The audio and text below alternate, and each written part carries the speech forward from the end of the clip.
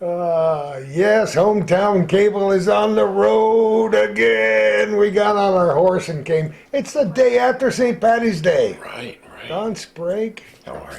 It's great Good to to see you. see you. I made a flying trip from South Carolina. Calvin picked me up at my house and we came up here. Never been to your house before. No, it's an old house, but it's almost old as I am. It's 134 years old. Is it really? Yeah. Isn't Built in that 1875, yeah. The people who are watching this program on the day after St. Patty's Day, 2009, I wonder if they remember when all the old referees got together. Oh, my goodness. Was that the most fun?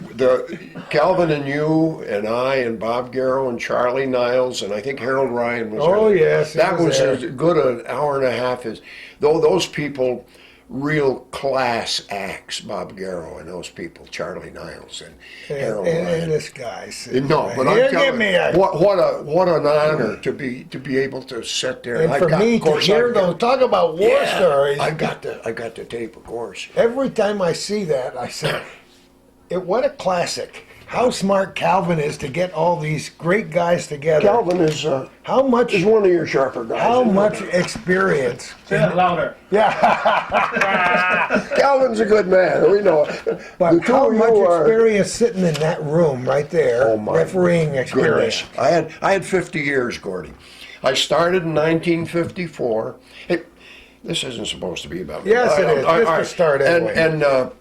And Dean Benson and I worked ball games down in the old OLVA gym underneath with John Flynn. oh, yes, with Johnny Flynn. John Flynn saying, come here. Dean says, you go down the floor with him, Don, I'll get him. Yeah. We made $3 and a half a game. Yeah. Okay. Oh, three and a half? You made that much, Three and a huh?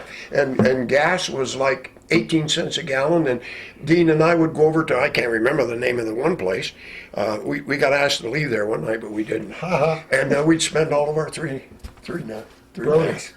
beer. I bet you it was at Brody's. I think it was Brody's, yeah. Isn't that where his brother Wayne was? Brother a Wayne bouncer? was a bouncer. I was telling Calvin some of the stories that probably won't make this program now or at any time in the future, but Wayne was a bouncer there, and he was a good boxer. He's a Wayne pretty strong guy. He was a died, nice young man. died very young. I worked the last varsity ball game Wayne Benson ever worked. He and I worked in Ticonderoga, and I helped him on with that corset because his back was bothering him so. terrible, yeah. He died, I think, a month later. And Very, it very broke young. my heart.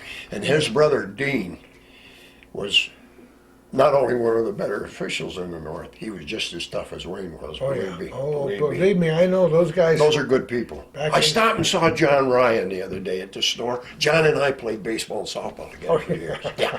And John, we visited, and of course he and Wayne were very close, and he's got a big pitch. They're all good people. My goodness, Rod LaValle, the two Burnells, Earl and Gil. Gil, of course, is passed on, but Earl's still there. Oh, Earl. Bob Parker, Dud Bullis, George Kurtz. My goodness, we had some good officials up there then. Whoa. Well, Yep. Dud Bullis. I'm going to write a column. I've got to ask you one thing before we go on. I'll probably ask you lots of things. Okay. Did you know, in all your years of officiating playing ball, did you ever know anybody in high school or college that could pitch from both sides, left and right hand? No, I never did. No, sir, I never did. There was one guy who lived up in Katyville, and I think I got a handle on him.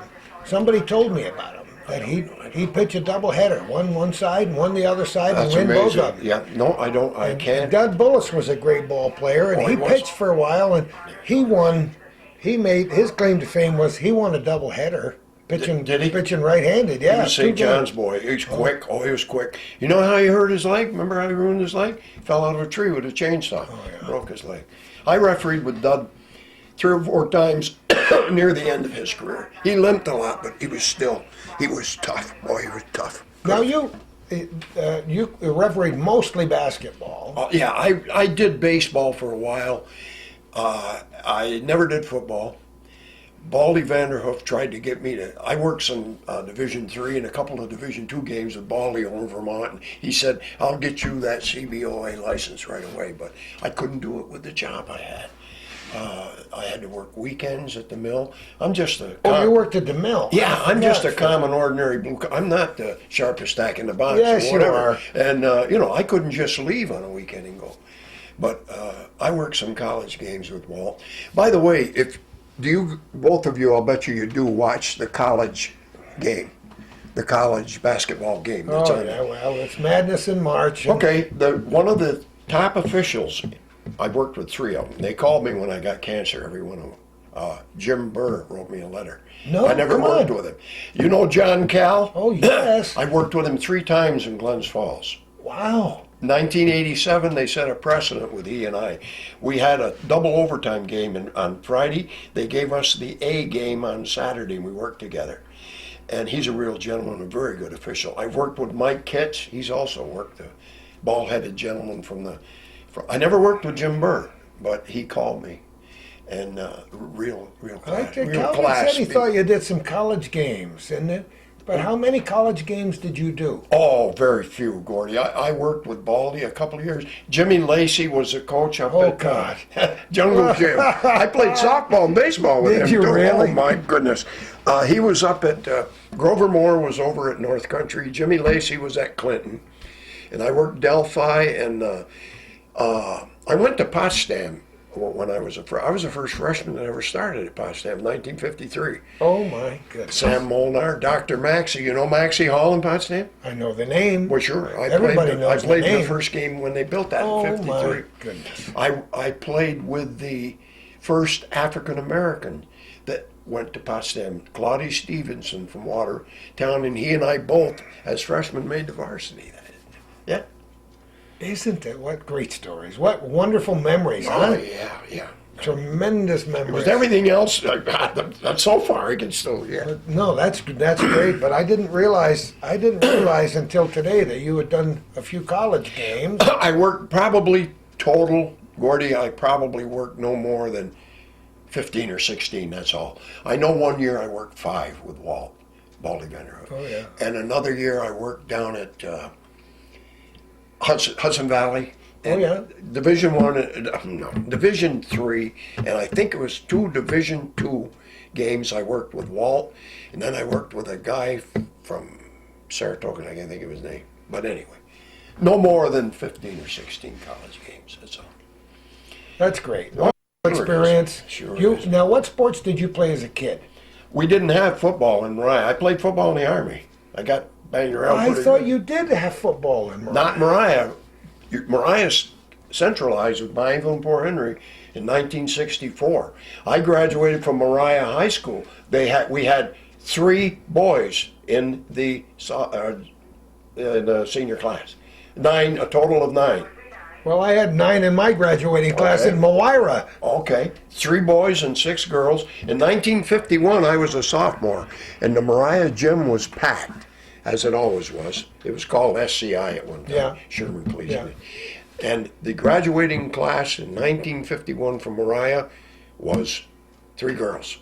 And the place was packed just like it would be. Isn't that? Yeah. Those great old schools. Isn't that great? They didn't centralize Moira or Brushton until a couple years after I graduated in '55. We won, we being Tommy Baker, Bobby Orr, and I were the Howie Swan, you've heard that name. Oh, Howie yes. was a sophomore. Oh, He yeah. was on that team. And George McGinnis. We won the first championship Mariah High School ever won. We won it that year. Isn't that We great? went up to Bailey Avenue and played Champlain. There was a kid named Pelkey that said to me that night, he said, you're not going to get 30 tonight, Mr. Sprague. We'll see to that. We won the game and I didn't get 30. I had 28. Did you? Yeah, yeah. He wasn't a wise guy. He was a good kid and he was a good ball player. Just getting to the games in those days was. Oh man, the old buses and you'd freeze and they'd of break course. down. We broke down on the way from Schroon Lake home one night in February. It was probably 10 above, maybe 5 above. Holy mackerel! They had to send another bus out. We were there an hour and a half. I don't- It would have been Gerald Pelkey probably. Could I bet you it was Gerald. It was 1953. That'd be Gerald Pelkey, Okay. probably. He was a good ball player, and I remember him saying that to me. He said, "You're not getting your 30 tonight," because I had 3 or 4 games with 30 So I outscored a couple of teams, Crown Point and Screw Lake, and they pulled me out of the game, you know. I love it. And when you're 16 years old, it's a big deal, you know. Oh boy, is it a And, big deal. And he said, "You're not getting your 30 tonight." I didn't. I got 28. I've got the clipping here somewhere. We were talking, you know, even after a funeral, you get together and you have Yeah. a couple and you remember the days when the gyms we played basketball in back in the goodness. 50s were about this big. You ought to see the Mariah one. Big, maybe 3 times bigger than this room. It's Oh, amazing. my goodness. The places that you played ball in, Oh yeah, Westport. hit the lights, hit the walls, hit the people in the stands on the. I come out of the service. Stage. I come out of the service, and we had a town team, a very good one here. Franny Arthur, didn't make any difference. Doug Hansen. I love it. And we I love went it. out to Brant Lake. Horicon was the name of the Oh, school. sure. And it's now a cafeteria. If you're ever by there, for goodness sakes, stop in and look at where we used to play basketball. Now, I'm very serious when I say this. There was a small stage. The people sat in folding chairs. The out-of-bounds line was underneath their chair. Oh, sure. Okay? Oh, yeah. And the five of us on that town team, we put our hand against the wall and we reached the other wall. The other wall. And this big kid from Newcomb, one night we had a ball game and they were way ahead, and there was a beam that ran right down, and this kid used to shoot a foul shot. He'd bounce. And he got fouled near the end of the game, and I went up and I handed him, I said, "You got 2 coming." He said, "Mr. Sprague, look, you know what's going to happen. You hit the but it's out of bounds." He took the ball and boom, he threw it. He said, "Let's go," you know. He just threw it up. And he couldn't shoot it because he'd had the line drive it. Isn't that it something? amazing? Yeah. I won't belabor that, but kids today have no idea how great these gyms are. The Woolsboro gym, you've been in the pit. Look at that gym they got now. I played against Ralph Marcotte, and it was in the paper the other day. Ronnie Stafford played against me, and Emmett Hargett and I played. We had a heck of a town team, and Stafford was a good basketball player. He had 30, and I think Emmett and I both had 29 or 30 then. And Ron Stafford had cancer the same time I did, and I met him up at Fitzpatrick when he came over. He was a real gentleman. And he talked to me for a long time. He remembered me. Yeah, he was a real gentleman. Those old gyms were amazing. Even the football fields were amazing. Oh, my Because I goodness. played in a different league. We had 6-man football in Moira Okay. in those days because we couldn't field an 11-man team. So it was a lot of open field. Up here, there's an old road that goes down in the back. And when I was a kid in school, my uncle Gordon Sprague got out of the Army. Whitey Caslow, the old coach at Mariah, Whitey Caslow played with the 7 blocks of granite at Fordham. Whitey No, come Caslow on. was one heck of an athlete No and a kidding. great running back. All right, Wow. he was. If you saw him near the end, he put on too much weight, but he was so quick. There was a baseball diamond where they played town team baseball every Sunday. You drove down into it, and center field went uphill. And Whitey never wore his whole uniform. He put the pants and socks on, but he wore a white T-shirt. I defy anybody to hit a ball over his head. He'd turn if a guy hit a line drive, and you ought to see him. You'd be going, huh? Whitey was a heck of an athlete. He really was. Yeah. Well, we had so many. When you stop to think about it, this North Country Oh, we produced a lot of sterling athletes you over the better years. believe it. You better believe it. I don't know if it's that cool mountain air or what it was. Hey, but there's some big kids like in Westport. They went to the sectionals after I came out of the service and started officiating. Doug Anson and James and the young veterinarian who was killed, Tommy Tannenberger, real nice young man, big, tall. Boy, they had trees up there, And Long Lake for years, they had 6'3", 6'4", 6'5". Back when I was in high school, I was a giant. I was 6'2". Tommy Baker was 6'1", Howie Swan was 6'3". Isn't it amazing? They say, how are we going to compete against these guys? My goodness, now we're small. I said, yeah. Now look how big the guys are in the Oh NBA. my goodness. A 6'8" point guard. What are you kidding me? Isn't that incredible? You can't even imagine that, you Jeepers. know? It's amazing. Those were fun times. Let's get on to these guys Yeah, here. but we had to cover a little ground. Oh, yeah. Because I sent an email this morning to my friend Jack Glasgow, a retired colonel in the Marine Corps, graduated from Beekmantown. Okay. And Jack Glasgow was a good basketball player when he went to Beekmantown back in that'd be in the 60s, I would imagine. And so I told him we were coming up here, and he said, "Oh boy, I wish I could see him." Yeah. Okay. I'll tell you one more quick one. Officiating. Okay, one more quick one, yeah. Officiating. I might have told you this. I'll bet you it's on that other tape too. There was a major transferred into Plattsburgh Air Base. And it was in probably the late 70s, early 80s. Very good official. He came from Indiana. Boy, he was a dandy. Walt Vanderhoof called me up and he said, "I'm taking you off the game. You're going to E-Town. E-Town and Dannemora are going to play for the league championship. You're going out there and we're sending this." Down came this guy. Boy, good official. Nice guy, too. Anyway, I had my two oldest sons with me, and they were, let's see now, they were probably 12 and 10 or whatever. And they were with me after the ball game. We come out of the old E-Town gym. It was a great ball game. I forgot them, 1-2 points, you know. And on nights out there, they used to have art classes, and there was around in the back where Yeah. we would come out, okay? We came out, and we stood there, and it was spitting snow a little bit. And I shook hands with this guy, very nice guy, real good official. And my two sons stood there, and out the door, apparently looking for his parents, came a little guy, 9, 10 years old, had a little suit coat on and a tie. He walked up and he stopped and he looked at me and he looked at the other guy. He said, "Where's your CNI dog? Did you lose him?" And he just disappeared into and that major I thought was going to go on his knee. And my two boys, Dale and David, still mention that. They laughed so I hard. bet you he invented that Oh phrase. my goodness, you knew that his parents were there saying, "Look at those two birds." Oh boy. What'd you do, lose your CNI dog? And that's a true story. Oh, that's great. Son of a gun. That's not on the other tape. It's not I on thought the it other. might Well, have I'm glad we got it on this one. been. That was Did great. you lose? Wait till I tell my wife. I You can't lose. remember that guy's name, but he worked in the Indiana high school league, and that's great basketball. And boy, he was a real. Baldy told me, he said, "You're going to work with a good official." He said, "You will have no problems, the two of you." And it was a great ball game. Isn't that memories? What would we ever do without those memories? Oh my goodness.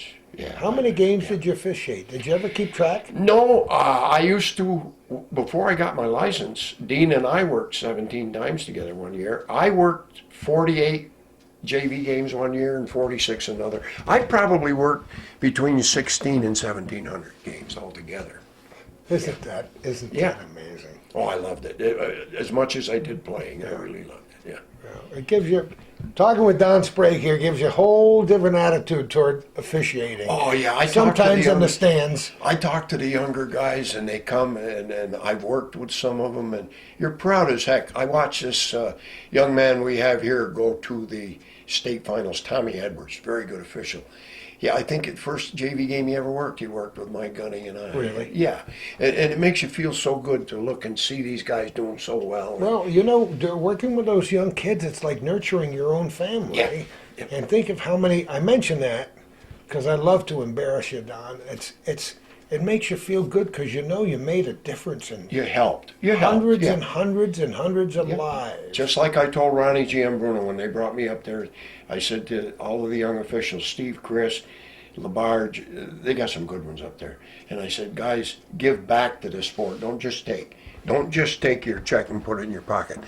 Go work clinics, go work, Yeah. get better and give something back. Always give something back. And it's hard to Ronnie find. Giambruno does that. I see in the paper today where he volunteered and worked a senior. Isn't it great? He's a great guy. He and I worked together. We worked sectional finals quite a few times. Yeah. All right. Can we Ready? Should we shift? There we go. Shift gears in the old transmission. let's We're get- going to talk about Spragues, other Spragues. There we go. Where do we begin? The good ones. We begin in. That's my wife, Pat. Hi, how are you, lady? Good to see you. So glad you're here. You can come and be interviewed for an hour and a half after we finish with this guy. That's what my wife would say, no thanks, and she'd go shut a door somewhere. If you happen to look around when you come in, we have our 5-year-old great-grandson that lives with us with his mother, and he runs the whole, everything you look is him. That's it, huh? Yeah, he runs the show, yeah. Okay, So we'll how many great-grandchildren do you have now? I have one and another one on the way. I've got 14 grandchildren and one great and another one on the way, another great That's grandchild. great. We got another great one on the way, and that'll be number 25. Oh my goodness, good for you. Anyway, the Elder Spragues. Yeah. When was this one printed? This That one was last year sometime. Suzanne Moore did it on Veterans Day, November 11th last year. Was it really? Yep, she promised me she'd do it, and she did. She did a very good job with that. Where do we start with this story? Well, let's start right at the beginning. There was 5 of them. Pearl Harbor- Five brothers, including brothers. your dad. That's right. He was the second oldest. When they were inducted, the age limit, they wouldn't take him, was 32. Leon, the oldest, was 32. He went. That was the age limit, 32? Yes, 32. I never They knew wouldn't that take, till no, now. back in 42, they wouldn't Yeah. take anybody over 32. Ah. And my father was 30, and Paul was 28, and Gordon was 26, and Vernon was 24. There was 2 years between them. Isn't that amazing? And my father and Vernon each had 2 children, and my sister and I, and they could have been deferred, and both of them said, no, my brothers are there, I'm going too, in the way they went. They could have been deferred, they chose. We've heard other stories about brothers Yeah. that were inducted into the service in the Second World War and in other wars. We've talked often about the Civil War, how brothers fought against each other in the Some North did, and the yeah. South, and there are books written about it. And then we've heard the story of the Sullivan brothers, All 5 of them were killed. and yes. all 5 were killed. And then the Ryans, they went and got the last one. Yeah. Well, Saving Private Ryan, we were talking about that on the way up there, that It's been on Based on TV. the Nyland. The Nyland family was. the Nyland family. Okay. And John Bacon, one of my all-time heroes, John Bacon, who knew these people, Saving Private Ryan, and was, to the day he died, he was unhappy because they never really called to ask his opinion of what really happened. But that's the way it often You goes. can imagine some of these movies, they get it as close as they can, but you know there are left outs and additions, and it's for entertainment. And you have to get the only way you can get the real story is from these 5 guys right here, that's all. These are 5 guys who all went, and all 5 guys came back. Yes, they did. And Let me that show you a is picture of them. part of the story. There's me with the oldest one, Liam. Oh, well, let me flip it over here. This is over on this side. That's you. You got That's the real me pictures? with Liam. You got the real pictures? Or Have we got the real pictures of this, or are the originals here Oh, on the table? yeah, I've got them here somewhere, yeah. Oh, well, we'll go look at them. We just want to show what was Yeah, that was here. yeah. There's my father and mother. Oh boy, oh boy, oh boy. There's Gordon, and there is Paul and Vernon. Okay, All the of 5 them of them. Yep. So they were. None of them lived in the same building back when They were all raised Right. on, yeah, and close by. Paul lived a half a mile down the road. Vernon lived a mile down the road. Gordon lived a mile and a half down the road. And in between those 2, my father, probably a mile and a quarter. They lived within 2 miles of each other all their lives. Now, they didn't all join on the same day? No. They were inducted. Leon was inducted first at 32. I see. And I believe it was maybe 2 months. It was early 42. Don't forget Pearl Harbor had just happened. Gordon was taken, and then Paul. And then lastly, my father and Vernon received induction notices. And I believe, if I remember right, they were both called and said, you don't have to report. You have a family. We're going to defer you. And both of them said, well, no, my brothers are there. I'm going. Yeah, they both went. So did they all go to boot camp at roughly the same time? No, they were. Leon went to boot camp, and I think he was out of boot camp when Gordon went in. But they were staggered. They weren't. I've got not that you care about, I got pictures here. Oh, yes, we of the do. Ticonderoga station where I can pick out my Uncle Gordon and my Uncle Leon, Oh, you know, yeah, we're with gonna- remember all those guys, the pictures they used to Oh take? yeah. Yeah. Well, we're gonna look at lots of pictures. I want to look at a couple here. Okay. Who are we looking at in this picture? That's my father and his brother-in-law. And see the 5 stars in the window? That's Yeah, my, you look in the window there, and you'll see 5 stars on that little banner that the women would. the flag with in the the 5. flag with That the 5 showed stars on it. that showed that my grandmother was a 5-star. And there's a picture of my that's the parents of those 5 boys. Oh my goodness! Charlie and Nellie. Look at this. Charlie lived to be 87, and Nellie lived to be 93. No kidding. Yes. Stalwart group, huh? Yeah. My. And as far as Irishmen go, on my family, there's Sprague and Kent, but we had Dugan on the There you other go, side, boy. and Finney. Oh, on the Dugan and Finney. There you go. Yeah. Oh boy. Yep. St. Patty's Day was a good time, right? Yeah. Yes, it was. I'm gonna put my thumb right on his tennis shoes. That's Lloyd Sprague in 1929. Back it up a little bit. Back up this way. Yeah. Okay, in the first row, lower line, the second one in on the left-hand side is your dad. Yes. The N stands for. Newcomb, Newcomb, of course. Newcomb High School. The professor, they called him a professor. Then he was the head principal, and he also was a basketball coach, Prof. Roberts. Besides your dad, there, it's important to mention the Yen and then Dylan. Oh, names, yeah, they're- because those are 2 names that are very. There they are. familiar The to people. tall one with the hair is John Dillon. The other one is Edmund Yondon. This is the 2 guys in the middle and the top row. Yeah, Do you know the rest of them? I know them all except 2, Calvin. I got it written down right here. All right, let's mention who they are. Which Don one? Chase, No, which- Shorty Lynch, Edmund Yandon. There's a Braley there, and Irwin Shaughnessy. He's the one on the bottom, first row left. Yeah. Then your dad. Yeah, and this is a Braley, I believe, and this is Dylan and Yandon. That's top row left. The only one I don't know, Bottom Really? row right hand side. that's Shorty Lynch. I don't know this The guy. second one in is Shorty Lynch. Mm-hmm.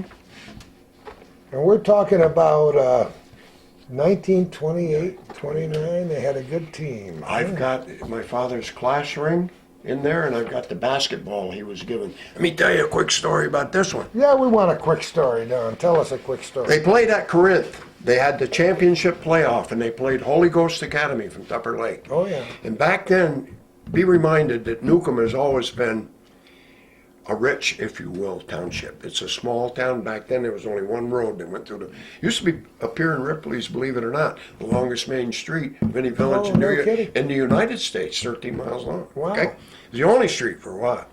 Anyway, Newcomb played at Corinth. The game was to start at 7 o'clock for the Northern New York State High School Championship.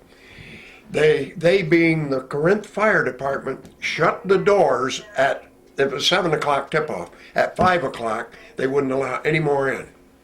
They played the game, Newcomb won it. It was, I think I got the clip, it doesn't make any difference.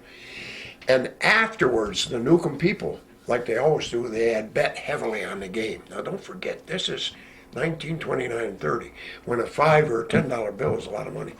So here's Prof. Roberts. My father said, he tells us, let's go get in that locker room. Everybody's going crazy. And the people from Newcomb are stuffing 1s and 5s and 10s in the shirt and the pants. And Roberts is going around saying, you can't accept this. Give me that money back. And of course, these are 16, 17-year-old guys. Oh, yeah. And I think my father said he wound up with a couple of 5s and some 1s, but he said John Dillon had the most. And he said he was chucking it. And he said That's a great story. I love that. Dillon had a 20 and a couple of 10s. And, Oh, boy. yeah. And my father and Dillon were real good friends, yeah. Well, that's a classic Yep. photograph. They beat Holy Ghost Academy and won the Northern Division, yep. Well, so it's in the genes for you. He was, those guys are great athletes. Peck and Gordon played with Bob Carroll. Bob, when he came home from, remember when he was signed, he played with the E-Town Town team. when I was a senior, Tommy Baker and I went out and played with him. My Uncle Peck played first base, and Bob Garrow, who could pitch, he could hit. He was a hell of an athlete. Oh, Bob he was great. Yeah.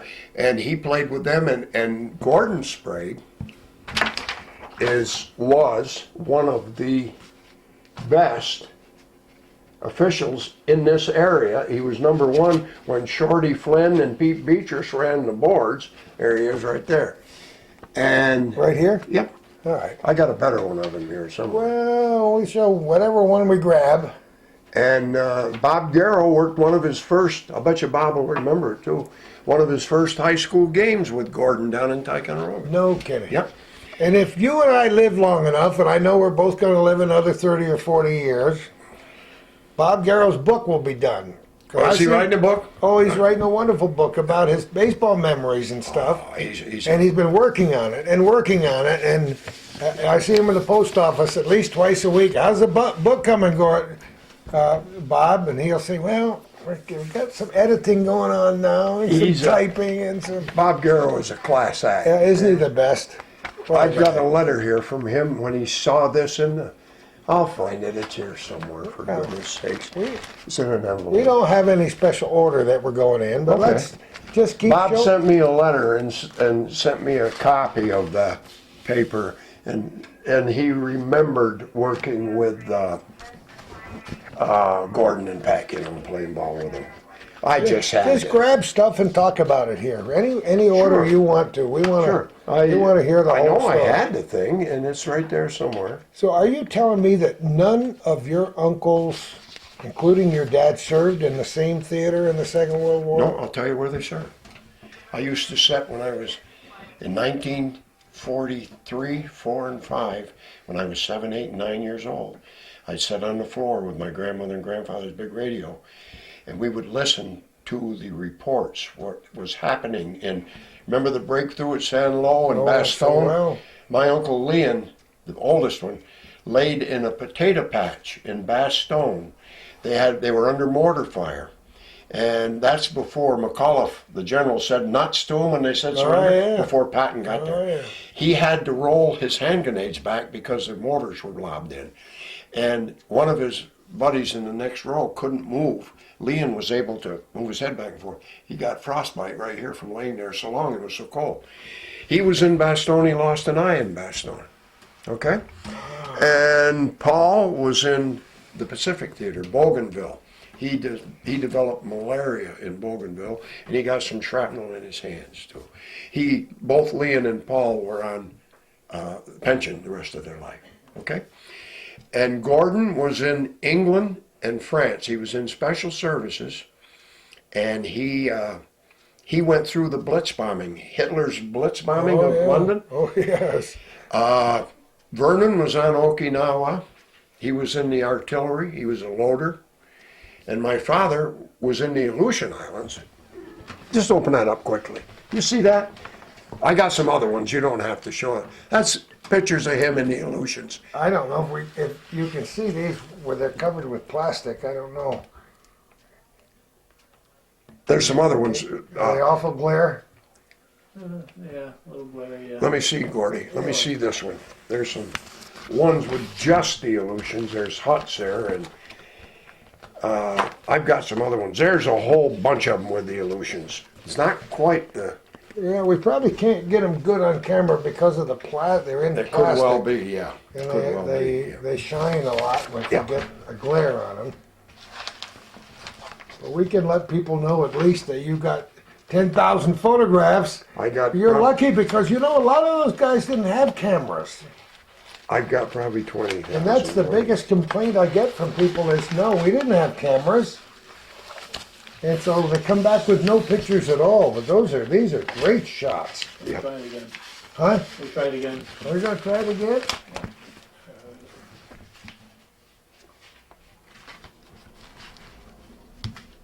Okay. Okay. These are great candid shots, aren't Oh they? yeah, he sent those to my mother, and of course they all had to be reviewed and what's the word I'm looking for? They had to be I don't know. What word am I looking for? Everything you said. Everything had to go through to be security. cleared, but yeah. Yeah, cleared, they had to get clearance, cleared. yeah.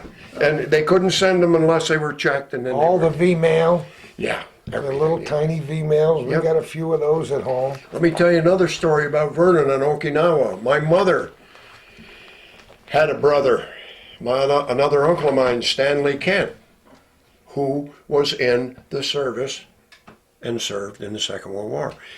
He was my father's brother-in-law. My father married his sister, okay? Now, Vernon, who lives up the road from my father, knew Stanley Kent. He had seen him, met him a couple of times. Like this. They're back on R&R in Okinawa. Peck, Vernon, goes into the mess tent. He picks up his mess gear and he looks across and he said, he wrote the letter home after. He said, that's Stanley Kent. He walked over and shook hands with him.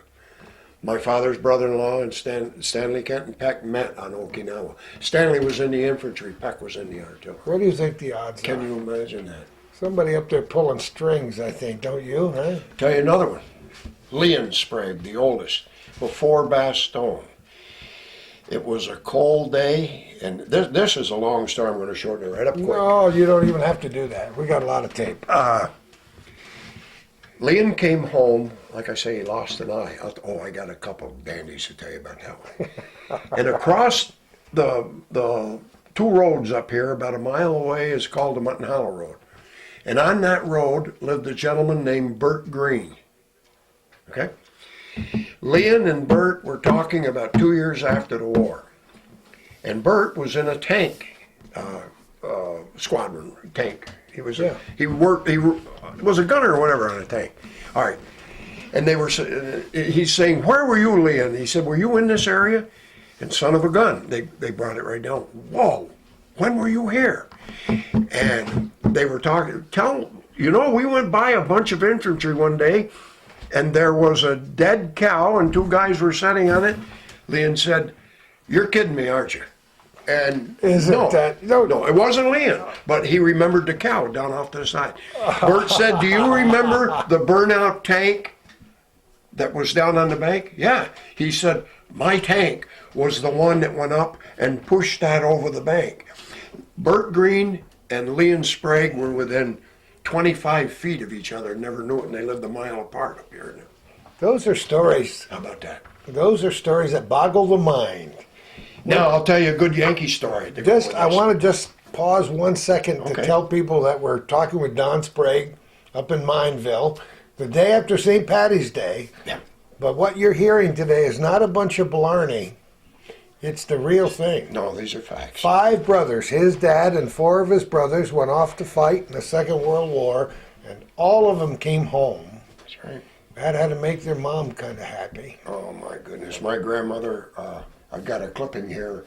My father was the last one to come, she took every one of her sons, and I went, and I think a couple of the other sons went, down to the Methodist church, and on Sunday morning, right into the church, and right up into the front row. And those 5 boys sat right with her. Right Isn't that amazing? A grateful mother, huh? Oh, my goodness. Yeah. 'Cause She'd pray every Sunday morning, Gordy. She'd get her Bible out, and she was one of a Finney. Her father came from Ireland in the middle 1880s, 1860, somewhere in there.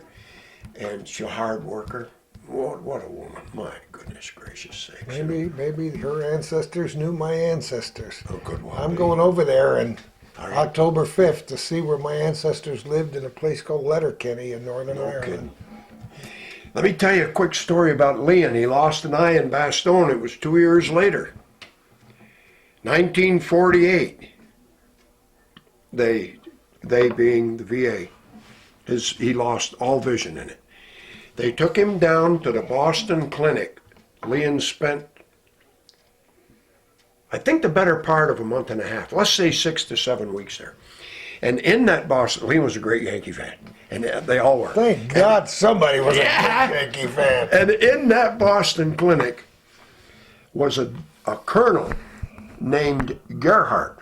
Careful here, you're Okay. making a noise on the microphone. Okay. Yeah, Gerhardt, okay. Okay. And Leon would sit with him for different hours during the day. And what Gerhardt did was paint him an artificial eye from his good eye. When it was all said and done, when they removed his bad eye, they had a magnet in the back of Leon's head, and it was attached to it. And the only way you could tell it was artificial was in the morning when he got up with, but it moved with the other one. It was one of the experimental ones. But he spent 6 or 7 weeks. Well, here's my story. Well, that's a good story all by itself. They got to know each other, and they talked baseball. They were talking about Willie Pep was there, the boxer. At the time. Oh boy, and oh boy. they got talking baseball, and Gerhardt says, "You a Red Sox fan?" No, he said, "I'm a Yankee fan." He said, "What are you, doctor?" He said, "I am the Red Sox team physician." He said, "You know a gentleman named Ted Williams?" Of course, everybody did. The greatest hitter that ever lived. And Leon said, "Oh yeah." Gerhardt said, "Leon, he has the most perfect set of eyes that Gerhardt had ever seen on any human being." He said they're both 20/10 and abnormal. He said this man has peripheral vision that he can stare straight ahead. He said you couldn't throw a fastball by him. Bob Feller, by the way, at the time, could throw a fastball close to 100 miles an hour. He said, "I'll tell you what I really believe. Ted Williams can pick up the spin on that fastball and that curveball. That's why he's the greatest hitter that ever lived." He said his eyes were so perfect. They're abnormal. Isn't that amazing? Yep. That is a great story. Yes, it is. He was the Red Sox team physician. I would guess from what I heard, just for the checking of the eyes. Yeah. Because he checked with Willie Pep, and Leon met Willie Pep. And Now, all of these brothers, yep. did they all see action? Lloyd, my father Lloyd, a lot of people don't know this. In the Aleutian Islands, there was over 100 people killed. Oh, yeah. The Japanese. Yeah. He was part of the action that went in after and cleaned up. Uh-huh. Far as he went to the Philippines later, I think that was just about over with. He did not, if I remember right, I don't think he saw actual combat. He saw the remnants of it. Vernon on Okinawa saw combat. Oh, yeah. He was in artillery. Oh, yeah. Leon, I told you what happened to him in Oh, Boston. yeah. Leon got associated. His squad got annihilated. I think there was 2 of them left, and they hooked up with the 101st Airborne. He was. Oh, they did? Yeah, and he That's fought with them. John Bacon's group, right? 101st? It might be. I think it's Sure. 101st. Oh, yeah, pretty and, sure. And he fought with them. You know, they were picking up stragglers Oh, yeah, from squads. sure. And finally, when McAuliffe said nuts, Patton broke through and saved them, you know. And Paul on Bougainville was a BAR man. The Browning automatic rifle. Oh, It was yes. had the tripod on it, something like the light 30 caliber machine gun. Yeah. And he saw a lot of action. And he would talk to me. I hunted with him for 58 years. That's your mother and her Bible that got him through. All the bullets went by, huh? Anywhere you look at it. That's And Gordon, of course, didn't actually see combat. He lived through the Blitz in London. Quick story. In 1946, I'm 10 years old, and I spent more time up with my grandmother's than I did. My father was working in the mines and whatever. And Gordon worked a mile and a half down the South Maria Road. He was a caretaker for a lady, and he had a good job at the time. He had it, and he would come up to my grandmother's, his mother's, every noontime and have a sandwich or something with her. And it was hot in the summer that day, and he went in and laid down on the couch, and he was taking a nap. Remember I told you about the old radios we would sit and listen to? Sure. All right. You don't have to tell me. I was there. I'm you your go. age. My grandmother would listen to Stella Dallas and all Oh, that. of course. Right? Pepper Young's family. I was walking through the kitchen. My grandmother was listening to the radio. Remember how they used to... My uncle came off that couch, went really? through the screen door, Oh, smashed it right on his face in the front lawn. See? And he got up and he was shaking just like that. And I remember what he said. He said, "I'm sorry, Ma, I'll get you a new screen door." Yeah. It's just like a nightmare with that Blitz, you know what I mean? Well, believe me, we're still producing those with the conflicts that are ongoing now. We're Yeah. still, now we call it post-traumatic stress disorder. Well, there's paragraphs that describe it now, but you know what it is? It's shell shock, just like it was back in the First World War. You can describe it with adjectives. You can go paragraphs that long. It is shell shock. Yes. And you never forget. No. And you know you know, you can understand this because we're telling the story about your uncle, your dad, and your uncles. But you know, 65 years later, whatever it is, you sit down with these people and they talk about when they will talk. Yeah. They talk about those things, and you see the tear in the eye. Yes. It's right there. Yes. They, my uncles and my father, like it said in the paper there, Peck and I would be out on Lake Harris, and a pike work biting. We'd stand there and watch step-ups all day.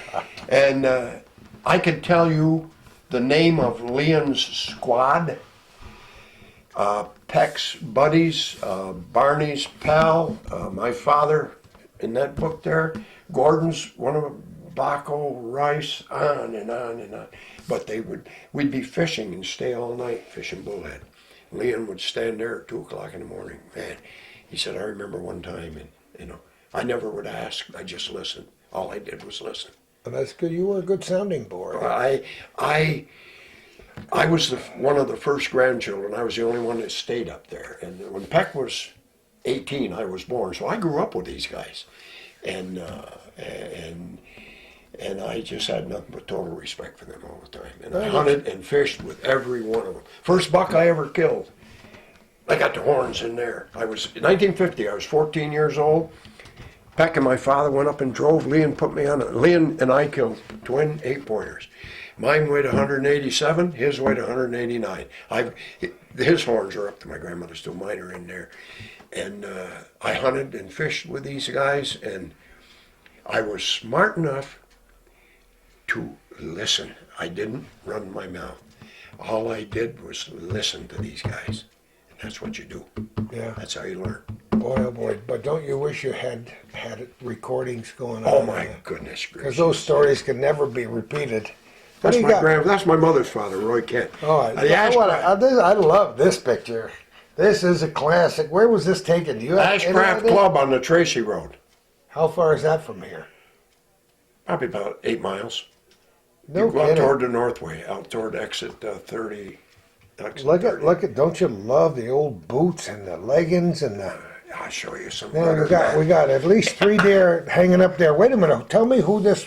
The guy on the left was who? Roy Kent, my mother's father, my grandfather. Okay. That's Gussie Pratt. I think Gussie's still alive in Port Henry. Come on, that's the tallest guy. Yes, that's Fred Podmore. He He's is the guy that's deceased. sitting down. Yeah, that is a Trombolean. I don't know which one it The guy is. with the frying pan, the camp cook. It's Oh, but those are great shots. When would you guess that would be taken, in the 40s? yeah, that would have been. See those bucks? I've got Yeah. one with more of them in it with more bucks. I would say that was probably before the war. That was in the mid-30s. You think so? I think so. Oh, yeah. those are great shots. Remember I told you about my grandmother's Finney? Len Finney came over here around 1860. There he is. Wait a minute. Look at those rifles. He's a guy. Oh my goodness! I hope you can get a shot of this, Calvin. This is beautiful. I bet you they're not drinking V8. No, they're not. Would you guess? Would you guess White Lightning? I can almost sing the song White Lightning. Now, who are those people? I don't know the other ones. That's my That's the second great one from the right on the bottom row is your great what? grandfather. Your great grandfather? Len Finney. Yeah. Oh my goodness, look at the rifles. Yes. Wouldn't I like to have I wonder access if to either them? one of those Holy mackerel. I wonder if either one of those rifles exists today. Oh, that's probably a 3850 and maybe a 3242. You know, if my eyes were younger, I could almost read that sign in the background. I've got some. Goodness old ones of knows that, if too. that was a house or a store or what it was. I don't know what the heck that was. Oh, there's the bigger one. That's the bigger one of the one I just showed you. Oh, that's the same, yeah. Yeah, that's Trombolie, but that's a bigger one. I don't know if you can see that one Well, better. yeah, it's roughly the same one. The guy with the, you can see it clearer though. Yeah, this way? Move to, there you go.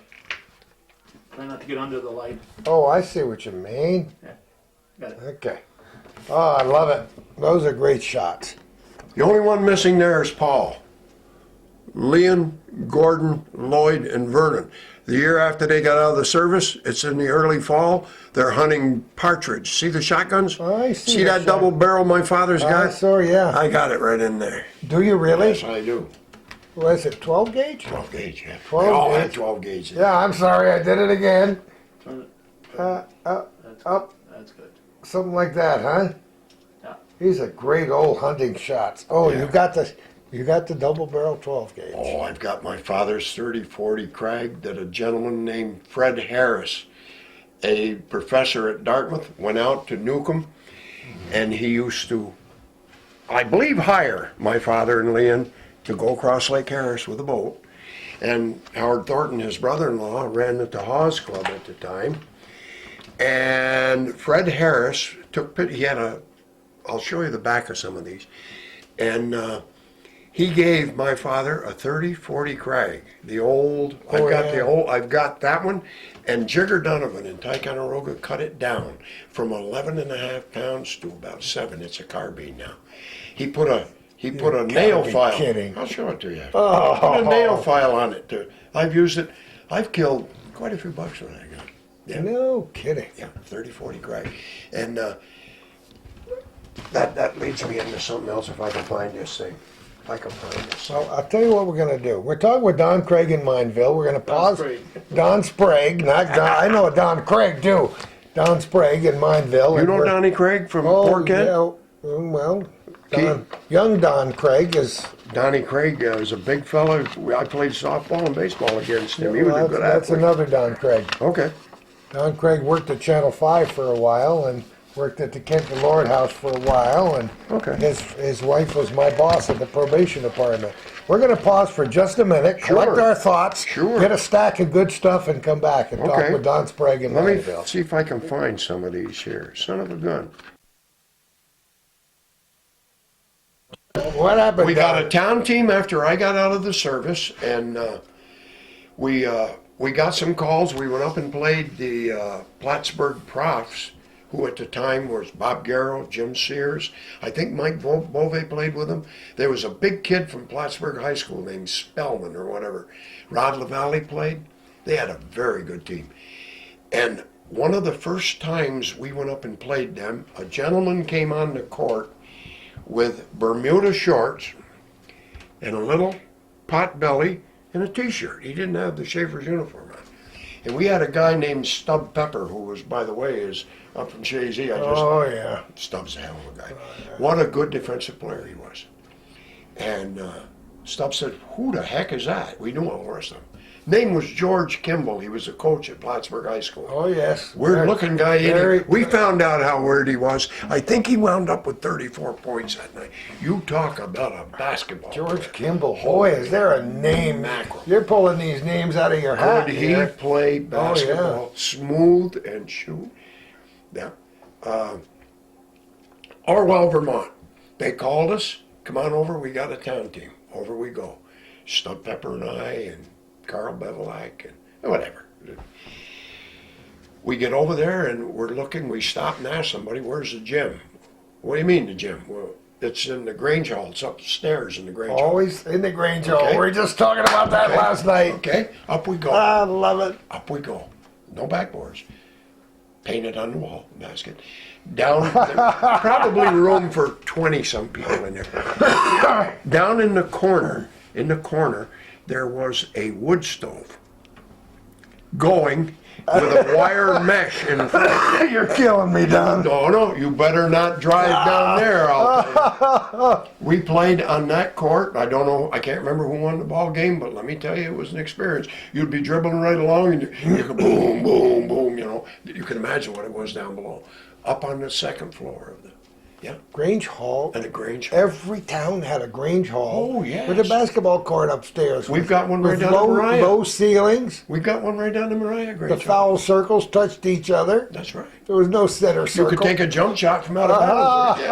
Yeah. If the ceiling was tall enough, you know. Yeah. Oh my goodness! Son of a gun. You know what? Just to finish the story about small gyms, we mentioned it a million times down at St. Joe's in Malone.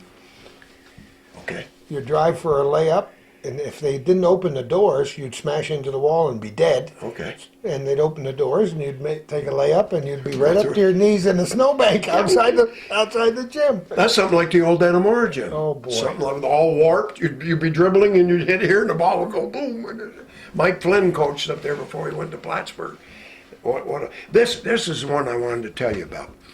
We're talking back now. Just hang on to that just 1 I second. will. I got it. That's And a good one. we're talking back when I showed you that buck that weighed 243. Yeah. All right. My father, in 1 year out there, and I believe it was the year after he graduated, either 30 or 31, he killed 7 bucks. You saw 2 of them, and you saw Yeah. the third. His brother-in-law, who ran the Tahoe Club, took the 7 bucks and sold them, every one of them, to city people for $100 a piece. All right. My father had $700. He took the 700 and went to Albany Business College and got a degree in bookkeeping. Isn't that amazing? What a great story. He came back Went to and work. went to work for Weatherby Sherman before Republic Steel took it Sure. over. That's the year I was born, 1936, What month were you born? July 4th. So you were already an old guy in I was November. 5 months old. Look at this. All right, now, Lloyd's paycheck for a week. Take a look at this, folks. he made, I think it was 48 cents an hour, if I remember right. Isn't that amazing? There was my mother, my father, and I was 5 months Now, old. my mother made 44 cents an hour working in a laundry Okay. at that time. Okay. Can you see that? Isn't that the neatest thing in the world? How do you make 48.39 or what? Let me see what it is 48 here. hours, read it 39 cents. It was, yeah. I don't see And he mine. worked 48. 39. He worked 48 hours. Maybe it's The 39 rate is cents. 39 cents. Okay, he In the worked. pay- He worked overtime. He brought home what? Gordon? 1872. That's what we lived on. The You three see of us. 1872 down in the corner? $18.72. That's what we lived on for a week. Isn't that, you got it? Yeah. Oh, that's amazing. Yeah. Is the actual I check was in there? 5 months. No, I don't know if it's in there. I don't know what I got in there. I don't think Maybe so. you got somebody's birth certificate in there. No, there's just some. Just some stuff. Let's see. Oh, that's a raise I got when I was down at the mill. You're amazing. Who would ever know? You wouldn't have known that was in that envelope if I hadn't just all looked in about there. it. I had forgot all about it. Oh, No, that's so he got a bookkeeping degree, and then Republic Steel came and took over from Weatherby Sherman, and he went to work for Republic Steel. And he was a scraper man, one of the better ones they had up here. He went in the service. When he came back, my mother said, I do not want you to go back in those mines. And he didn't. He lost his time, okay? He worked around in different areas. He wound up, my father did, as a construction foreman for AP Reel and Tie. But he did go back to Fisher Hill when they opened it, and he was a scraper man up there too. He'd lost all of his time up to that, but he gained some more time there. My father was just an excellent worker. He just worked from daylight till dark, just like his father. But that's the way people did it back then. You know, you went to work for a company generally. You gave You him worked there everything your you whole had. life, and That's what we lived on. 1872, the three of us. Yep. now Okay. tell me this, Don. Which brother lived the longest? Paul. Paul was 89 years old. Paul was born in 1914, so he died in 2003. No kidding. Yep. So you My got it. father died first. He was the youngest. A week after his 70th birthday. I caught my father before he hit the ground. I'd worked a lot of days in a row, and I took a day off. My boss said, go ahead and go. And he and I went blueberrying up at Black Brook in Osable Boy No. that day. Yep. And it was wet that day, and I looked, and I heard something, and I caught him before he hit the ground. He never suffered a second. He was 70. Leon was 78. Gordon was 72. Vernon was next to the last. I think Vernon was 83 when he died, and Paul was 89 when he died. Yep. And Gertrude, the woman that ran the Tahoe's Club with Howard Thornton, the one that sold the bucks, my father's oldest sister, he lived with Gertrude to go to school in Newcomb. Okay? And Gertrude lived. She was born New Year's Day. She was 97 when she died. No, come on. Yeah. Wow. Yep. That's the matriarch. I got to show this picture. I don't think we've showed this picture Yeah, yet. they did. Oh, no, maybe we did. I don't think we showed this one. That's John Dillon get and my out. father standing in the main street in Newcomb. People in Newcomb are gonna love this. Isn't that great? Yeah. And he's got a lollipop in his mouth. That's Oh what yeah, he always does. He always And has. they've all Yeah. parted their hair in the middle. Yeah. Now, his son, John Dillon Jr., when I retired from International Paper in '92, John Dillon Jr. took over right after that as the CEO for International Oh, Paper. no kidding. Yes. And my daughter, who still works there, I put together a package. And when he came to visit the mill, he thanked her. I sent it down and showed him those pictures of his father. And I've been going to go out, and he told my daughter, said, tell your dad to come out and stop and visit with me. And he lives in Newcomb now. But that's John Dillon's son. And I got to go out and talk about him. Isn't that great? But the names Yandon and Dillon, Oh, yeah. OLC Center, sure. there you go, right here. Sure. Well, what else have you got to show me? I want to see some more stuff here. Oh, I got stuff everywhere. Goodness Did you- gracious sakes. But let's get back to these guys here. I guess you've got the pertinent information. Here's there's Paul. There's one where they've been hunting after deer That's the season. five brothers? No, there's four of them. Four. Gordon isn't there. This guy was a neighbor. Okay, There's let's four show of them. this picture. Okay. Let's show this picture. Try to get it so that, there you go. Okay. And the guy who's checkered was a neighbor, you said? In Yeah, the Martin checkered shirt. Strabo. Yep. Yep. Boy, that's what his a name. motley looking crew. That's a rabbit, right? Yeah, and a partridge. You see the partridge? And a partridge and a rabbit. Yeah, that's Liam, that's Lloyd, that's Peck, and that's Barney. Or Paul, Oh or whatever. my goodness, okay. I gotta keep going until I locate that darn, Well, we could pause for just a minute and we'll be right back in Mineville talking with Don Sprague. Oh, we're having so much fun here. We should have recorded everything we said when the camera was I know. shut off. Yeah, 'cause the always good- tell the best stories when the off button is on. the good stuff is all gone now. I can't remember all of it, yeah. Now, this is one picture that you kind of cobbed together just because it shows all the brothers. That's right. Let We me took get- the 5 pictures and put it together, and my, Did I do good, Calvin? Is that pretty good right there? All right, there you go. Ah, A little like that, just a little just so bit. people will know Okay. what we're talking about. This Yeah. was the main reason for us sitting here today. exactly. And I don't know, I'm sure there are other families in the North Country that sent 3 or 4 or Oh, I'm five, sure there five are. boys I'm to sure the there are, service. yeah. This is the story we're talking about today, and we'd love to hear from other families. We'll always enjoy comments that people have. Yeah. And I want to remind our viewers who are computer savvy on the internet that they don't have to watch this program only on their local cable channel. They can watch it on the internet now at Plattsburgh.com. Yeah, Calvin told me that. That's good. And Hometown Cable Network. Hometown Cable Network now, streaming video.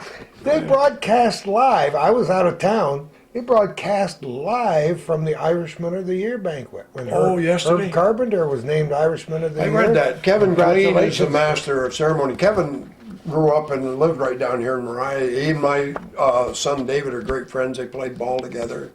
Kevin's been the master of ceremony for quite a while. For a long time. When, He does a good job. After Charlie Right. Lewis. And every year he's got, I don't know if he had one about the nuns in Catholic school. He had a story on the front page today about something in the parking lot. Remember, it's on the front page of the paper. Oh, Kevin's a great guy. Yeah. He's done wonders with the YMCA. It's on the internet if you want to see it. It's on the internet. All right. So you've seen that picture. Those are the 5 brothers that we're talking about. I want to show a couple old pictures here where we have time. Do you know any of those people in that picture? Yeah, one of those. Let me see if it's on the back. Yeah, second from the left is Len Sprague. All right. That's right. Let's, All right. let's get this picture on there. That would be Because these are really, really old pictures. these are that would be Charlie Sprague's cousin. That would be Charlie Sprague's cousin. Do you have any? Now, this is a postcard, but I wonder where that picture was taken. I have no idea. Is it? Tony, I don't know. Now, we're talking, that's got to be, that's before the turn of the century, I would it is. guess. Sure it is. And this one is too. This is a gem. Look at this old wagon and Oh, just yeah. look at the hat. Wait a minute before I show it. Second from the right, it says, is Gramp Finney. That's Len Finney, right? My grandmother's father. Right. Oh, come on. Yes, Len Finney. I told you he came Your over here. great grandfather. He came over here from Ireland in about 1860. Oh my goodness. Yep. Is that a motley looking crew? Oh, my if you goodness. ever saw one, You've got to know they're drinking White Lightning. You know that, that. the guy with that bowler hat that looks too small, Yeah. he looks like Stan Take a look at Laurel. some of those guns if you can see them too. Okay. Yeah. These are great. Now, who are these three people here? That's my father, my sister Andrea, and my father's father, my grandfather, Charlie Sprague. Okay, there you go. Good family pic. You've got, like we do, you've got pictures everywhere. Oh yeah, yeah. I got hundreds more Yeah, upstairs. stashed in and out and up and down and all around. I've got them everywhere. Yeah. And Lots of there's times. some pictures of ball games. Oh, I've got Who's this? my mother and father There had you a go. family reunion up at my grandmother's. When's the last time you saw a bottle like this, Calvin? It's a Genesee bottle, probably. It's a short bottle. Yeah. Ha ha. Short nose on it. Yeah. See that? Is that cool? I've got 2 6-packs of Oh, do you? Topper, Two unopened. days? No, come on.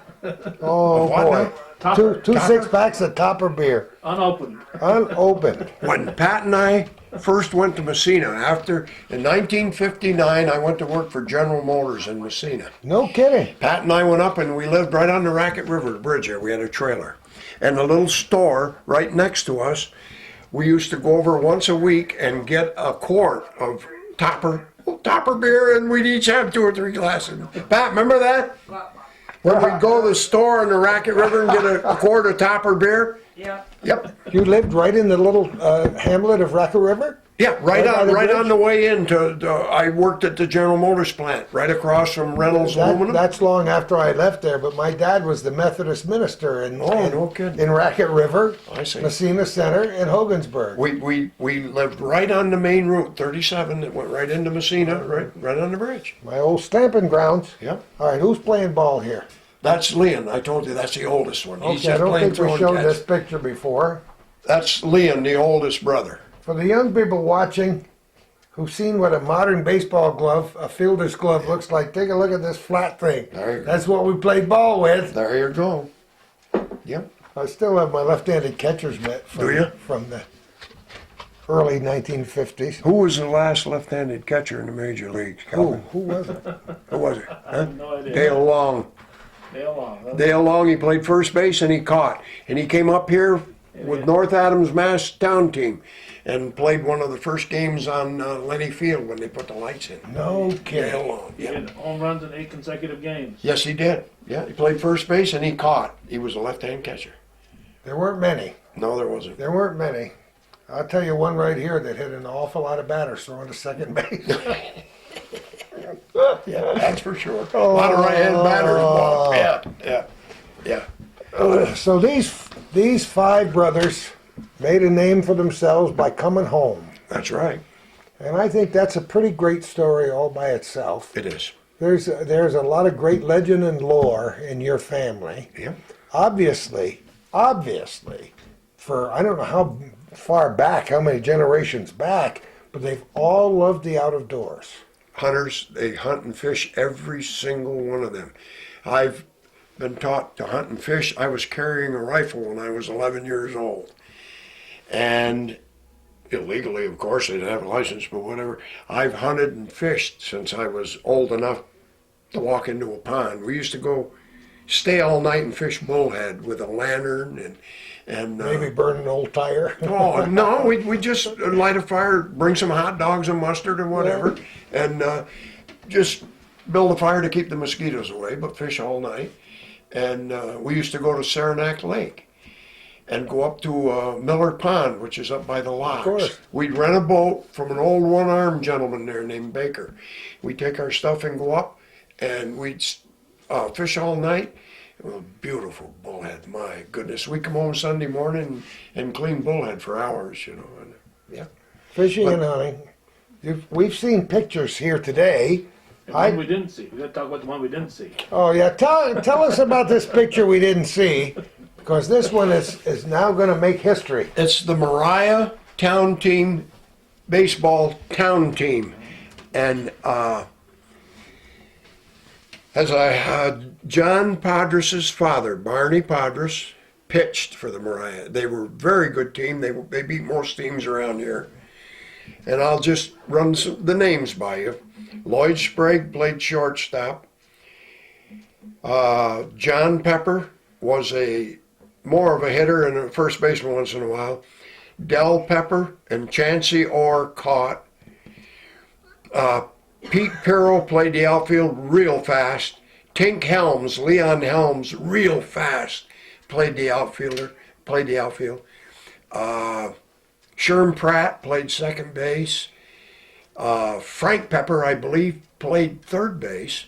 There were three Peppers, Frank, John, and Del. Del was a catcher and an outfielder. But they were versatile. One guy would play shortstop. Maybe a pitcher's arm would get sore, and the guy from outfield would come in and play short, and the shortstop would go in and pitch. That's the way it was back in sure. those days, sure. They had, I think there was either 10 or 11 guys in the picture, and of course 9 of them played, And they played on it's called John Pepper Field now, down in Mariah, right across from the old Grange Hall. And they had their old Mariah Town Team uniforms on. But a lot of people didn't know that at that time, apparently, Mineville did not have a town team. And Barney Padres pitched for Mariah. And that picture's in this house You somewhere. better believe it. Tell us about his drop. What's that? His drop ball. It's dropped.